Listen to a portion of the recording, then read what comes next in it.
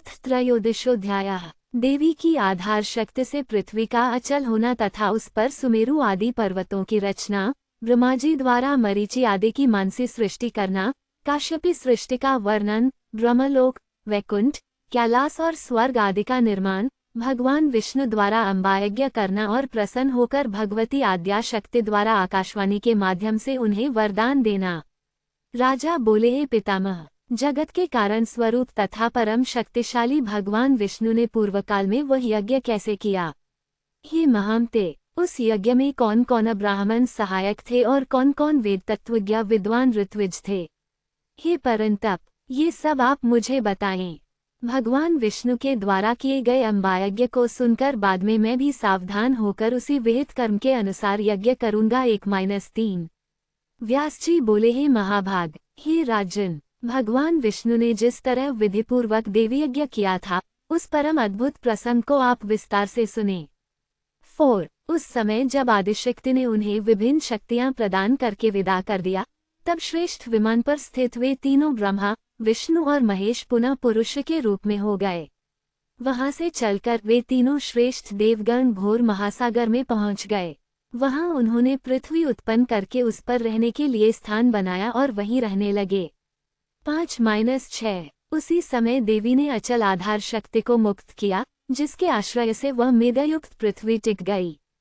7। मधु कैटभा के मेद का संयोग होने के कारण पृथ्वी को मेदिनी कहा गया है। धारण करने की शक्ति होने के कारण उसे धरा तथा विस्तृत होने के कारण उसे पृथ्वी कहा गया है। 8। ये पृथ्वी महनीय होने के कारण मही कही जाती है। ये शेषनाग के मस्तक पर स्थित है। इसको यथास्थान स्थित रखने के लिए सभी विशाल पर्वत रचे गए। जिस प्रकार काठ में लौह किले जड़ दी जाती हैं, उसी प्रकार पृथ्वी को सुस्थिर रखने के लिए विशाल पर्वत बनाए गए। इसी कारण विद्वान लोग उन पर्वतों को महीधार कहते हैं। 9-10। परम अद्भुत सुमेरु पर्वत सोने का बना हुआ है। वह मणिमय चोटियों से सुशोभित है तथा अनेक योजन विस्तार वाला है। 11। उस समय सृष्टि का विकास इस प्रकार हुआ। सर्वप्रथम ब्रह्मा के विख्यात मानसिक पुत्र मरीचि, नारद, अत्रि, पुलस्त्य, पुलह, क्रतु, दक्ष और वसिष्ठ आदि हुए। तत्पश्चात मरीचि के पुत्र कश्यप हुए। दक्ष प्रजापति को 13 कन्याएं हुईं। उन्हीं कन्याओं से अनेक देवता एवं दैत्य उत्पन्न हुए। 12-13। उसके बाद काश्यपी सृष्टि संसार में फैल गई। उस सृष्टि में मनुष्य, पशु और सर्प आदि योनिभेदों से अनेक जीव उत्पन्न हुए। 14। ब्रह्मा के दाहिने आधे शरीर से स्वयंभुव मनु उत्पन्न हुए तथा बाएं भाग से स्त्री के रूप में शत्रुपा उत्पन्न हुई। 15। उन्हीं शत्रुपा से प्रियव्रत और उत्तानपाद नामक 2 पुत्र उत्पन्न हुए तथा 3 अत्यंत सुंदर और उत्तम गुणों वाली पुत्रियां उत्पन्न हुई। 16। इस प्रकार सृष्टि रचना करके कमल से उत्पन्न भगवान ब्रह्माजी ने सुमेरु पर्वत के शिखर पर एक सुंदर ब्रह्मलोक बनाया। 17। भगवान विष्णु ने भी लक्ष्मी जी के विहार करने योग्य वैकुंठलोक बनाया। वह अत्यंत रमणीय तथा उत्तम क्रीड़ा स्थान सभी लोकों के ऊपर विराजमान है। 18। शिवजी ने भी कैलाश नामक एक उत्तम स्थान बना लिया, जिसमें वे भूतगणों को साथ लेकर इच्छानुसार विहार करने लगे। 19। सुमेरु पर्वत के एक शिखर पर देवलोक स्वर्ग की रचना हुई। वो इंद्रलोक अनेक प्रकार के रत्नों से सुशोभित तथा इंद्र का निवास था। 20। समुद्र मंथन से सर्वोत्तम वृक्ष पारिजात, 4 दांतों वाला ऐरावत हाथी, कामना पूर्ण करने वाली कामधेनु, उच्च श्रवा घोड़ा और रंभा आदि अनेक अप्सराएं निकलीं। इंद्र ने स्वर्ग को सुशोभित करने वाले इन सब को अपने पास रख लिया। धन्वंतरि विद्या तथा चंद्रमा भी समुद्र से निकले वे दोनों देव अनेक गुणों से युक्त होकर स्वर्ग में रहते हुए शोभा पाने लगे। 21-23। हे नृपश्रेष्ठ, इस तरह 3 प्रकार को सृष्टि हुई। देवता, पशु पक्षी और मानव आदि अनेक भेदों से ये सृष्टि कल्पित है। अंडन, स्वेदन, उद्धिन तथा जयपुर, इन 4 भेदों से अनेक जीवों की सृष्टि हुई। उन सभी जीवों के साथ कर्म का बंधन लगा हुआ है। इस प्रकार सृष्टि करके ब्रह्मा, विष्णु और महेश ये सब अपने अपने लोकों में इच्छापूर्वक विहार करने लगे। 24-26। इस प्रकार सृष्टि के विस्तृत हो जाने पर अच्युत भगवान विष्णु अपने लोक में लक्ष्मी के साथ विराजमान होकर आनंद करने लगे। 27। एक समय की बात है, भगवान विष्णु वैकुंठ में विराजमान थे। उन्हें एकाएक अमृतसागर में विद्यमान तथा मणियों से सुशोभित उस द्वीप का स्मरण हो आया, जहां महामाया का दर्शन करके उन्होंने शुभ मंत्र प्राप्त किया था। तदनंतर जिन भगवती के द्वारा वे पुरुष से स्त्री बना दिए गए थे, उन परम शक्ति का स्मरण करके लक्ष्मीकांत भगवान विष्णु ने अम्बायज्ञ करने का मन में निश्चय कर लिया। 28-29। इसके बाद अपने धाम से उतरकर उन्होंने शिव, ब्रह्मा, वरुण, इंद्र, कुबेर, अग्नि, यम, वशिष्ठ, कश्यप, दक्ष, वामदेव तथा बृहस्पति को आमंत्रित करके अत्यंत विस्तार के साथ यज्ञ संपन्न करने के लिए अत्यधिक मूल्य वाली सात्विक तथा मनोरम बहुत सी सामग्रियां एकत्र की। 30-32। उन्होंने शिल्पियों द्वारा विशाल यज्ञ मंडप बनवाया और 27 महान व्रती ऋत्विजों का वरण किया। तत्पश्चात अग्निस्थापन के लिए बड़ी बड़ी वेदियां बनाई गईं। ब्राह्मणगण बीज सहित देवी मंत्रों का जप करने लगे। 33-34। विधिवत प्रज्वलित की गई अग्नि में वे ब्राह्मण यथेच्छाव्य पदार्थ की आहुति देने लगे। इस प्रकार विस्तृत होमकृत्य संपन्न होते ही भगवान विष्णु को संबोधित करके मधुर अक्षरों तथा स्पष्ट स्वरों से युक्त आकाशवाणी हुई। हे हरे, हे विष्णु, आप सदा देवताओं में श्रेष्ठतम होंगे। सभी देवगणों में आप मान्य, पूज्य तथा समर्थ होंगे। संसार में इंद्र सहित ब्रह्मा आदि सभी देवता आपकी अर्चना करेंगे।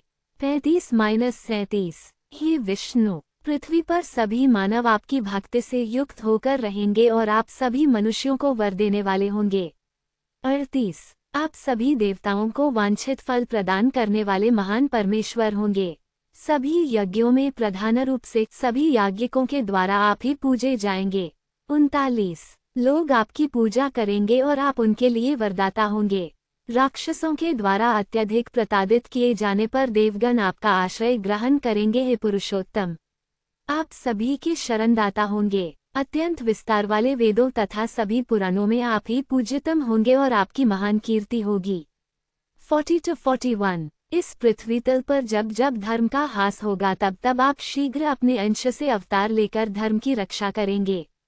आपके अंश से उत्पन्न वे समस्त अवतार पृथ्वी पर अत्यंत प्रसिद्ध होंगे और महात्मागण आपके उन अवतारों का सम्मान करेंगे। हे माधव, नानाविध योनियों में आपके द्वारा लिए गए अवतारों में आप सभी लोकों में विख्यात होंगे। हे मधुसूदन, उन सभी अवतारों में मेरे अंश से उत्पन्न शक्ति सदा आपकी सहचारिणी होगी और आपके समस्त कार्यों को संपन्न करेगी। वह शक्ति वाराही, नारसिंही आदि भेदों से अनेक प्रकार की होगी।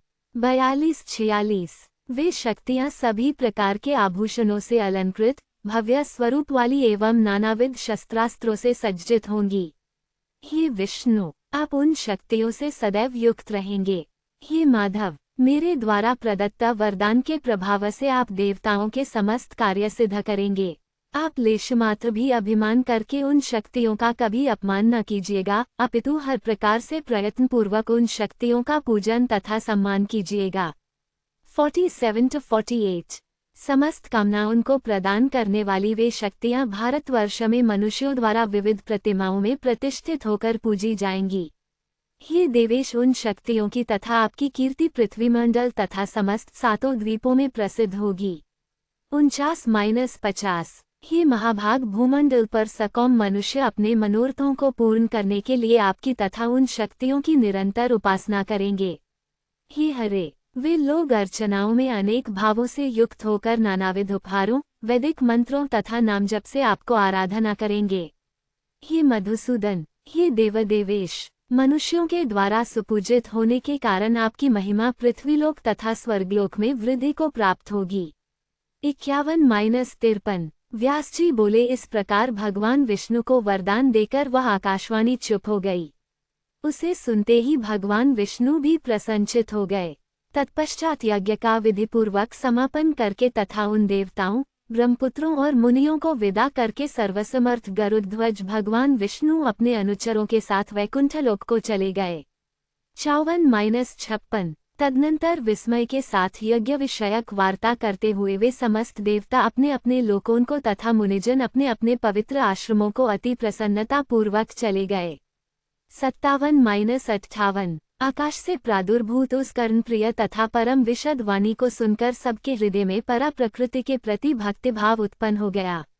हे मुनीन्द्रो, अतएव वे सभी ब्राह्मण तथा मुनिजन भक्तिपरायण होकर उन भगवती का पूजन करने लगे, जो वेदशास्त्रों में वर्णित है तथा संपूर्ण वांछित फलों को प्रदान करने वाला है।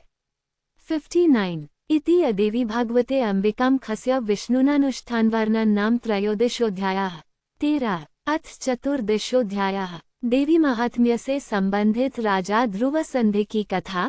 ध्रुव संधि की मृत्यु के बाद राजा युधाजित और वीरसेन का अपने अपने दौहित्रों के पक्ष में विवाद। जन्मेजय बोले, हे द्विज, मैंने विष्णु द्वारा किए गए देवी यज्ञ के विषय में विस्तार पूर्वक सुन लिया। अब आप मुझे विस्तृत रूप से भगवती की महिमा बताइए। 1 हे विप्रेंद्र, देवी का चरित्र सुनकर मैं भी वो उत्कृष्ट देवयज्ञ अवश्य करूंगा और इस प्रकार आपकी कृपा से पवित्र हो जाऊंगा। 2 व्यास जी बोले, हे राजन, सुनिए, अब मैं भगवती के उत्तम चरित्र का वर्णन करूंगा। मैं इसके साथ साथ विस्तृत इतिहास तथा पुराण भी कहूंगा। 3 कौशल देश में सूर्यवंश में एक महातेजस्वी श्रेष्ठ राजा उत्पन्न हुए। वे महाराज पुष्य के पुत्र थे और ध्रुव संधि के नाम से विख्यात थे। 4 वे धर्मात्मा, सत्यनिष्ठ तथा वर्णाश्रम धर्म की रक्षा के लिए सदा तत्पर रहते थे। पवित्र व्रतधारी वे ध्रुव संधि वैभवशालिनी अयोध्या नगरी में राज्य करते थे। 5 उनके राज्य में ब्राह्मण, क्षत्रिय, वैश्य, शूद्र, द्विजगण तथा अन्य सभी अपनी अपनी जीविका में तत्पर रहकर धर्मपूर्वक आचरण करते थे। उनके राज्य में कहीं भी चोर, निंदक, धूर्त, पाखंडी, कृतघ्न तथा मूर्ख मनुष्य निवास नहीं करते थे। 6-7 ये कुरुश्रेष्ठ इस प्रकार धर्मपूर्वक राज्य करते हुए उन राजा की रूपवती तथा आनंदोपभोग प्रदान करने वाली 2 पत्नियां थीं। उनकी धर्मपत्नी मनोरमा थी, जो सुंदर रूप वाली तथा परम विदुषी थी, और दूसरी पत्नी लीलावती थी, वह भी रूप तथा गुणों से संपन्न थी। 8-9 महाराज ध्रुव संधि उन दोनों पत्नियों के साथ राजभवनों, उपवनों, क्रीड़ा पर्वत, बावलियों तथा विभिन्न महलों में विहार करते थे। 10 रानी मनोरमा ने शुभ वेला में राजा लक्षणों से संपन्न एक सुंदर पुत्र उत्पन्न किया। उसका नाम सुदर्शन पड़ा। 11 उनकी दूसरी सुंदर पत्नी लीलावती ने भी एक माई के भीतर शुभ पक्ष तथा शुभ दिन में एक सुंदर पुत्र को जन्म दिया। 12 महाराज ध्रुव संधि ने उन दोनों बालकों का जातकर्म आदि संस्कार किया तथा पुत्र जन्म से प्रमुदित एवं उल्लसित होकर उन्होंने ब्राह्मणों को नानाविध दान दिए। 13 हे राजन, महाराज ध्रुव संधि उन दोनों पुत्रों पर समान प्रीति रखते थे। वे उन दोनों के प्रति अपने प्रेम भाव में कभी भी अंतर नहीं आने देते थे। 14 परम तपस्वी उन राजेंद्र ने अपने वैभव के अनुसार बड़े हर्षोल्लास के साथ विधिपूर्वक उन दोनों का चूडाकर्म संस्कार किया। 15 चूडाकर्म संस्कार हो जाने पर उन दोनों बालकों ने राजा के मन को मोहित कर लिया। वे दोनों कांतिमान बालक खेलते समय सभी लोगों को मुग्ध कर लेते थे। 16 उन दोनों में मनोरमा का पुत्र सुदर्शन ज्येष्ठ था।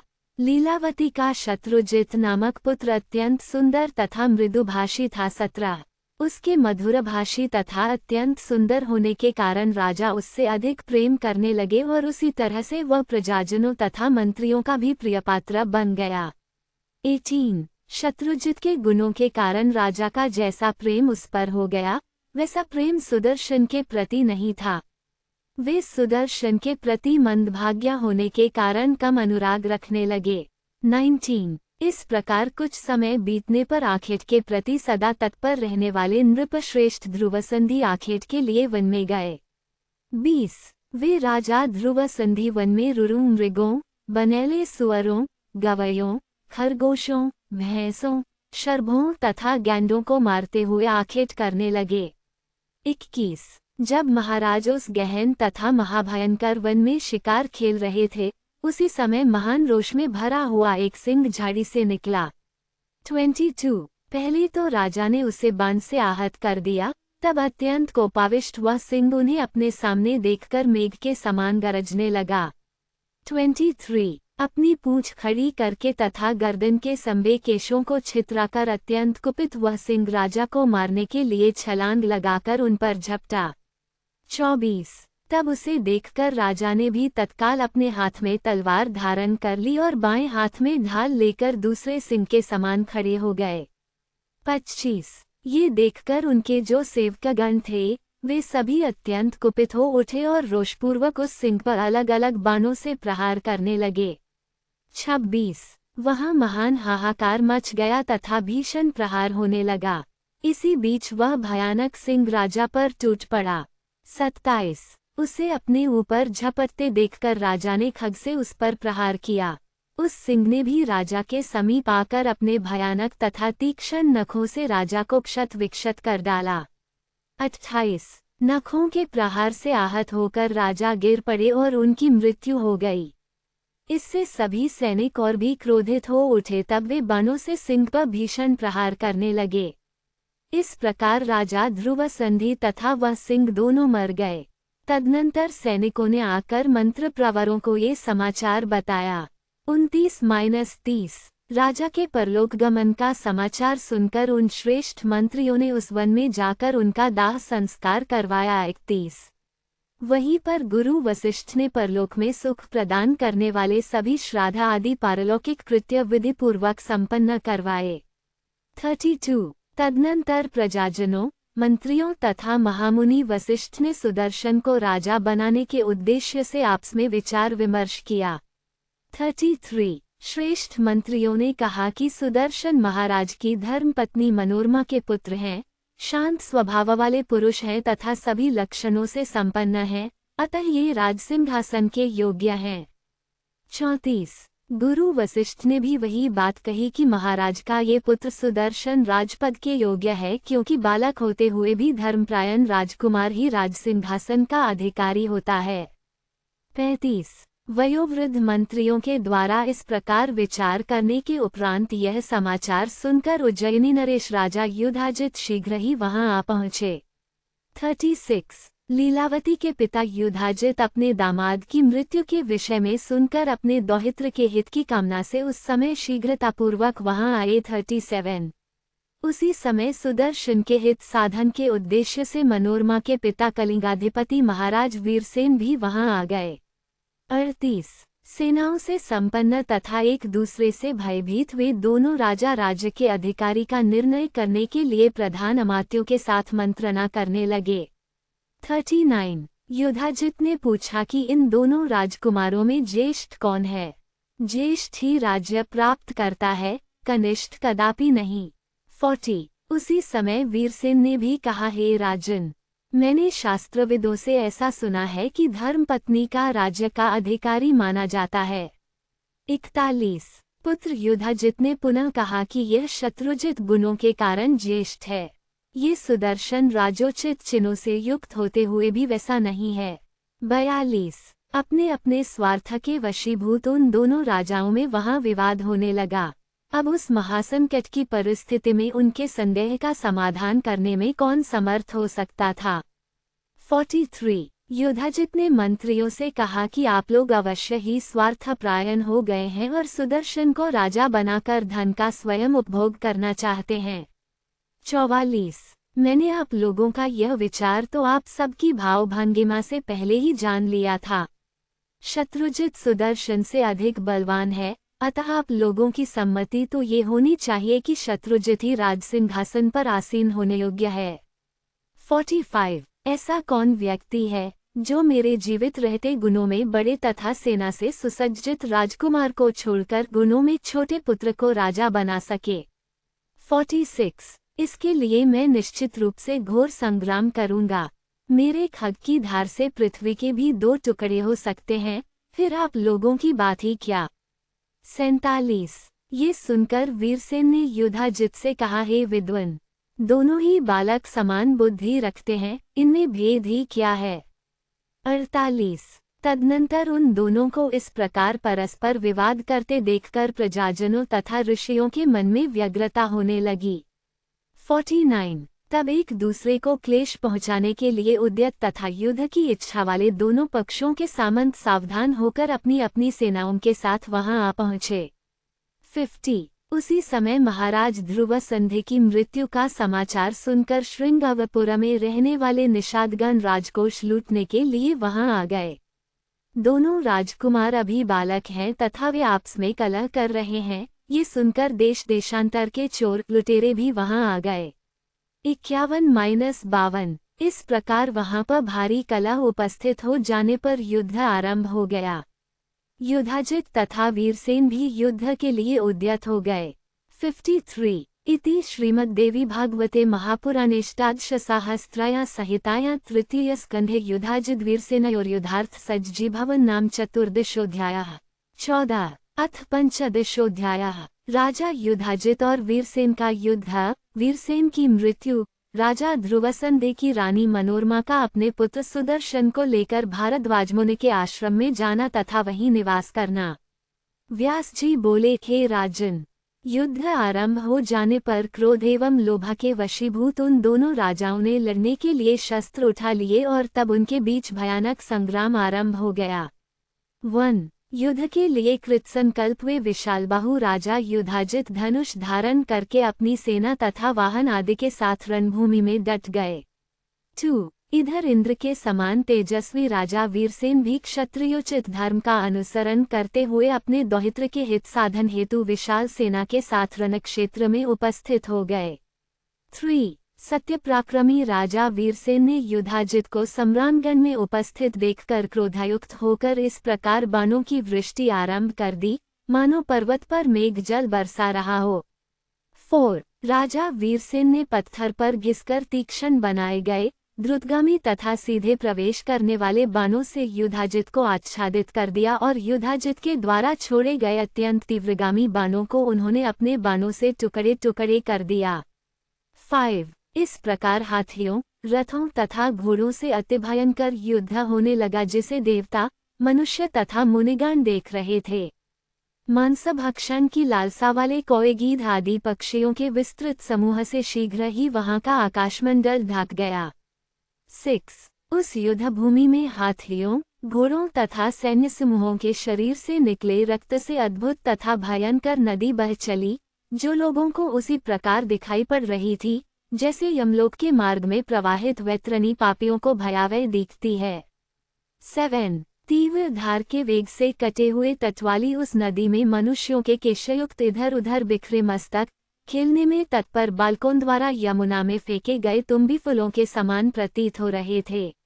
8 रथ से गिरे हुए किसी मृत वीर को पृथ्वी पर पड़ा हुआ देखकर मांस की इच्छा से गीध उसके ऊपर मडराने लगता था। इससे ऐसा प्रतीत होता था मानो उस वीर का जीव अपने शरीर को अति सुंदर देखकर अत्यंत विवश हो उसमें पुनः प्रवेश करने की इच्छा कर रहा हो। 9 युद्धभूमि में हत कोई वीर योद्धा सुंदर विमान में आरूढ़ होकर अपनी गोद में बैठी हुई किसी देवांगना से अपना मनोभाव इस प्रकार व्यक्त करता था, हे करभोरू, इस समय बाणों से आहत होकर धरती पर पड़े हुए मेरे इस कांतियुक्त शरीर को देखो। 10 शत्रु के द्वारा मारा गया एक वीर ज्यों ही अंतरिक्ष में पहुंचा और अप्सरा के पास जाकर विमान में बैठा, त्यों ही उसकी अपनी प्रिय स्त्री अपना शरीर अग्नि को भली भांति समर्पित करके पुनः दिव्य शरीर पाकर अपने पति के पास जा पहुंची। 11 उस युद्ध में 2 वीर परस्पर एक दूसरे के शस्त्र प्रहार से आहत होकर मर गए और साथ साथ ही स्वर्गलोक में पहुंचे।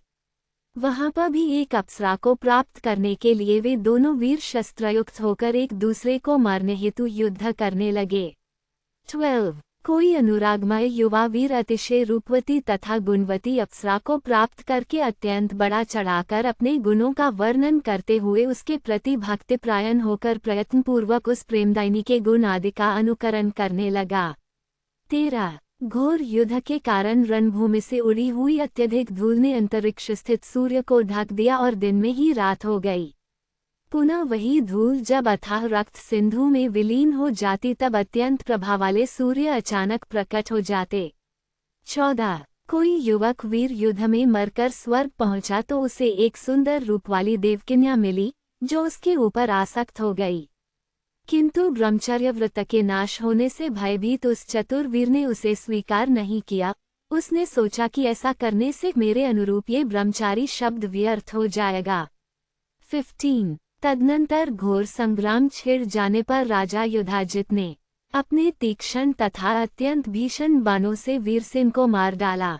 16 इस प्रकार कटे मस्तक वाले महाराज वीरसेन पृथ्वी पर गिर पड़े। उनकी संपूर्ण सेना नष्ट हो गई और चारों दिशाओं में भाग गई। 17 अपने पिता वीरसेन को सम्रांगण में मारा गया सुनकर तथा अपने पिता के वैर का स्मरण करते हुए मनोरमा भय से व्याकुल हो गई। वो इस चिंता में पड़ गई कि बुरे विचारों वाला वह पापी युधाजित राज्य के लोभ से मेरे पुत्र को अवश्य ही मार डालेगा। 18-19 अब मैं क्या करूं, कहाँ जाऊं? मेरे पिताजी युद्ध में मारे गए तथा पतिदेव भी मर चुके हैं और मेरा ये पुत्र अभी बालक ही है। 20 लोभ बड़ा ही पापी होता है, इसने किसको अपने वश में नहीं किया। लोभ से ग्रस्त हो जाने पर श्रेष्ठ राजा भी कौन सा पाप नहीं कर सकता। लोभ से अभिभूत मनुष्य अपने माता पिता, भाई, गुरु तथा बंधु बांधवों को भी मार डालता है, इसमें संदेह नहीं है। लोभ के कारण मनुष्य अभक्ष्य का भक्षण तथा अगम्या स्त्री के साथ गमन भी कर लेता है, यहाँ तक कि लोभ से व्याकुल होकर वह धर्म का त्याग भी कर देता है। 21-23 अब इस नगर में कोई बलवान पुरुष मुझे सहायता देने वाला भी नहीं रह गया, जिसके आश्रय में रहकर मैं अपने सुंदर पुत्र का पालन कर सकूं। 24 यदि राजा युधाजित मेरे पुत्र को मार डाले तो मैं फिर क्या करूंगी। इस संसार में मेरा कोई रक्षक नहीं है जिसके सहारे मैं निश्चिंत रह सकूं। 25 मेरी सौत लीलावती भी सदा मुझसे वैरभाव रखती है, अतः वह भी मेरे पुत्र पर दया नहीं करेगी। 26 युधाजित के रणभूमि से लौटकर आ जाने पर मेरा यहाँ से निकल भागना संभव नहीं हो सकेगा, वो मेरे पुत्र को बालक जानकर उसे कारागार में डाल देगा। 27 सुना जाता है कि पूर्व काल में इंद्र ने अपने वज्र को अत्यंत छोटा बनाकर अपनी सौतेली माता दिति के गर्भ में प्रवेश करके गर्भस्थ शिशु को काटकर उसके 7 टुकड़े कर दिए थे। इसके बाद उसने पुनः एक एक टुकड़े के 7 खंड कर दिए थे। वे ही आगे चलकर देवलोक में 49 मरुत के रूप में प्रतिष्ठित हुए। 28-29 मैंने ये भी सुना है कि पूर्व काल में एक राजा की किसी रानी ने अपनी सौत के गर्भ को नष्ट करने के उद्देश्य से उसे विष दे दिया था। कुछ समय बीतने पर वह बालक विष के साथ उत्पन्न हुआ, इसी से वह भूमंडल पर सगर नाम से प्रसिद्ध हो गया। 30-31 महाराज दशरथ की भार्या कैकेयी ने पति के जीवन काल में ही उनके ज्येष्ठ पुत्र रामचंद्र को वनवास दे दिया था, जिसके फलस्वरूप राजा दशरथ की मृत्यु भी हो गई। 32 जो मंत्री मेरे पुत्र सुदर्शन को राजा बनाना चाहते थे, वे भी अब विवश होकर युधाजित के अधीन हो गए हैं। मेरा भाई भी ऐसा योद्धा नहीं है जो मुझे बंधन से छुड़ा सके। दैवयोग से है महान संकट में पड़ गई हूँ, फिर भी उद्योग तो सर्वथा करना ही चाहिए, सफलता तो दैव के अधीन है। अतः अब मैं अपने पुत्र की रक्षा के लिए शीघ्र ही कोई उपाय करूंगी। 33-35 ऐसा सोचकर वह रानी अतिसम्मानित, सभी कार्यों में दक्ष तथा विचार कुशल श्रेष्ठ मंत्र प्रवर विदुल्ल को बुलवाकर उन्हें एकांत में ले गई और बालक को हाथ में लेकर रोती हुई दीन मन वाली उस मनोरमा ने अत्यंत दुखित होकर उनसे कहा, मेरे पिता युद्ध में मारे गए और मेरा ये पुत्र अभी अबोध बालक है। राजा युधाजित बलवान है, ऐसी परिस्थिति में मुझे क्या करना चाहिए, मुझे बताएं। 36-38 तब विदुल्ल ने उससे कहा, अब यहाँ नहीं रहना चाहिए, हम लोग यहाँ से वाराणसी के वन में चलेंगे। वहाँ सुबाहु नाम से विख्यात मेरे मामा रहते हैं, वे समृद्धिशाली तथा महाबलशाली हैं, वे ही हमारे रक्षक होंगे। 39-40 मन में युधाजित के दर्शन की लालसा से नगर से बाहर निकल चलना चाहिए और रथ पर सवार हो प्रस्थान कर देना चाहिए, इसमें शंका की आवश्यकता नहीं है। 41 विदुल्ल के ऐसा कहने पर रानी मनोरमा लीलावती के पास गई और बोली, हे सुनैने, मैं तुम्हारे पिताजी का दर्शन करने जा रही हूँ। 42। ऐसा कहकर मनोरमा एक दासी और मंत्री विदल्य को साथ लेकर रथ पर सवार हो नगर से बाहर निकल गई। उस समय बहुत डरी हुई, दुखित, अत्यंत दीन तथा पिता के मृत्युजन्य शोक से व्याकुल वह मनोरमा राजा युधाजित से मिलकर तत्काल अपने मृत पिता का दाह संस्कार कराकर भय से व्याकुल हो कांपती हुई 2 दिनों में गंगाजी के तट पर पहुंच गई। 43-45। वहां के निषादों ने उसे लूट लिया तथा उसका सारा धन और रथ छीन लिया। सब कुछ लेकर वे धूर्त दस्यु चले गए। तब वह रोती हुई अपने पुत्र को लेकर सैरंध्री के हाथ का सहारा लेकर किसी प्रकार गंगा के तट पर गई और एक छोटी सी नौका पर डरती हुई बैठकर पवित्र गंगा को पार करके वह भयाक्रांत मनोरमा त्रिकुट पर्वत पर पहुंच गई। 46-48। वह भयभीत मनोरमा भारद्वाज मुनि के आश्रम में शीघ्रता से पहुंची। तब वहां तपस्वियों को देखकर वह निर्भय हो गई। तदनंतर भारद्वाज मुनि ने पूछा, हे शुचिस्मिते, तुम कौन हो, किसकी पत्नी हो? इतने कष्ट से तुम यहाँ कैसे आ गई हो? मुझसे सत्य कहो, तुम कोई देवी हो अथवा मानवी हो? अपने इस बालक पुत्र के साथ वन में क्यों विचरण कर रही हो? हे सुंदरी, हे कमल नयने, तुम राज्यभ्रष्ट जैसी प्रतीत हो रही हो। 49-51। मुनि के पूछने पर उस रूपवती रानी ने कुछ भी उत्तर नहीं दिया और दुख से संतप्त होकर रोती हुई उसने अपने मंत्री विदल्य को सारी बातें बताने के लिए संकेत किया। 52। तब विदल्य ने मुनि से कहा, ध्रुव संधि एक श्रेष्ठ नरेश थे। ये उन्हीं की मनोरमा नाम वाली धर्म पत्नी है। 53। सूर्यवंश में उत्पन्न उन महाबली महाराज को सिंह ने मार डाला। सुदर्शन नाम का यह बालक उन्हीं राजा का पुत्र है। 54। इनके अत्यंत धर्मात्मा पिता अपने इसी दौहित्र के लिए संग्राम में मारे गए। अतएव युधाजित के भय से संत्रस्त होकर ये इस निर्जन वन में आई हुई हैं। 55। हे महाभाग, हे मुनिश्रेष्ठ, अबोध पुत्र वाली ये राजपुत्री अब आपकी शरण में आई हैं, अतः आप इनकी रक्षा कीजिए। 56। किसी दुखी प्राणी की रक्षा करने में यज्ञ करने से भी अधिक पुण्य बताया गया है। भयभीत तथा दीन की रक्षा को तो और भी अधिक फलदायक कहा गया है। 57। ऋषि बोले, हे कल्याणी, तुम यहाँ भयरहित होकर निवास करो। हे सुव्रते, अपने पुत्र का पालन पोषण करो। हे विशाल नयने, यहाँ तुम्हें शत्रुओं से उत्पन्न होने वाला किसी प्रकार का भी भय नहीं करना चाहिए। तुम अपने इस कांतिमान पुत्र का पालन करो, तुम्हारा ये पुत्र आगे चलकर राजा होगा। यहाँ तुम लोगों को कभी भी कोई दुख तथा शोक नहीं होगा। 58-59। व्यास जी बोले, मुनि के इस प्रकार कहने पर महारानी मनोरमा निश्चिंत हो गईं और मुनि के द्वारा प्रदान की गई एक कुटिया में वे शोकरहित होकर निवास करने लगीं। 60। इस प्रकार सुदर्शन का पालन पोषण करती हुई वे मनोरमा अपनी दासी तथा मंत्री विदल्य के साथ वहां रहने लगी। 61। इति श्रीमद्देवी भागवते महापुराणेष्टादशसाहस्रया संहितायां तृतीय स्कंधे मनोरमया भारद्वाजाश्रम प्रतिगमन नाम 15 अध्यायः। 15।